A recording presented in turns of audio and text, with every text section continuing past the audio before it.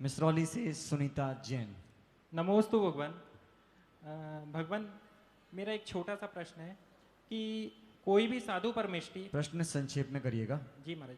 महाराज जी, कोई भी साधु परमेष्टि अगर अपनी कोई कृति या कोई ग्रंथ या कोई भी पुस्तक का लेखन करते हैं तो उसमें उसकी भूमिका, प्रस्तावना और जो उसका मुख्य पृष्ठ कवर रहता है उसमें विशिष्ट चीज़ों का समावेश करते हैं।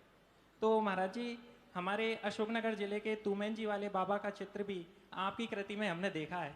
तो महाराज जी, आप दो शब्द तुमेन जी वाले बाबा में आपने ऐसा क्या देखा कि हमें थोड़ा सा आप, महाराज जी, हमने तो जो देखा उनमें वो देखा, पर आपकी नजरों ने क्या देखा? देखिए, जी ये जी महाराज। जो कृति है भक्तांबर महामंडल विधान की, ये मेरा मन था कि पिछली बार दूसरे श्री जी का चित्र था, इस बार मेरा मन था कि तुमेन के भगवान ऋषभ देव रहे। इसके पहले गुरुजी ने पंचकड़ा कराया था गया, वहाँ के जिनबिंब का पृष्ठ था, और मेरा मन था कि इस बार तुमेन वाले बाबा भगवान ऋषभ देव ऋषभ धाम वाले रहेंगे। मैंने अपने जीवन में कई जिनबिंबों के दर्शन किए, लेकिन कहते हैं ना कि एक बार में जम गया वो जम गया। जी महाराज। आचार्य भगवान विद्यासागर जी महाराज को, कुंडलपुर के बड़े बाबा, हृदय में बस गए तो बस गए, और मेरे हृदय में तुमेन वाले बाबा बस गए तो बस गए। जी महाराज। मैंने बहुत अच्छे देखे, बात अतिशय की नहीं है, बात आकर्षण की है। जिस कारीगर ने प्रतिमा बनाई थी और जिस व्यक्ति ने रखाई थी, उनकी विशुद्धि आज कार्यकर हो रही। जी महाराज। मैं आपको बताऊं, आप विधान में थे क्या? जी महाराज। कम जगह थी मेरे हिसाब से। वो जो मंदिर का परिसर था 10-12 फीट चौड़ा और 15 फीट 20 फीट 15 फीट गहरा परिसर होगा। बिल्कुल बिल्कुल। 9 फीट के भगवान, उसमें परिक्रमा, हम तीनों महाराज बैठे, चुल्लक जी बैठे, वो कैमरे वाला कैमरा लिया, एक टेबल में भगवान रखे। इसके बाद भी अंदर 100 लोगों ने अभिषेक कर लिया। जगह कहाँ से हुई पता नहीं चला। कोई नहीं जानता।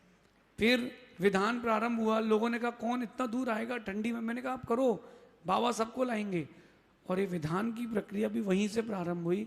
नितिन भैया, एक दृश्य मैंने देखा तुमेन जी में, एक व्यक्ति प्लेट लिया है, उसमें अष्टद्रव्य है, थोड़ी थोड़ी सबकी थाली से ले लिया और पट्टी में चढ़ा रहा है, स्वाहा स्वाहा। एक व्यक्ति दोनों हाथों में खाली थाली लिया है और 15 लोग खड़े होकर के द्रव्य चढ़ा रहे हैं, क्योंकि जगह नहीं है। जगह नहीं। एक व्यक्ति ने कैंपर खोला, पानी का कैंपर, उसको धोया, साफ किया, एक तरफ द्रव्य चढ़ाने की रख ली, एक तरफ चढ़ाने के लिए खाली जगह रख ली।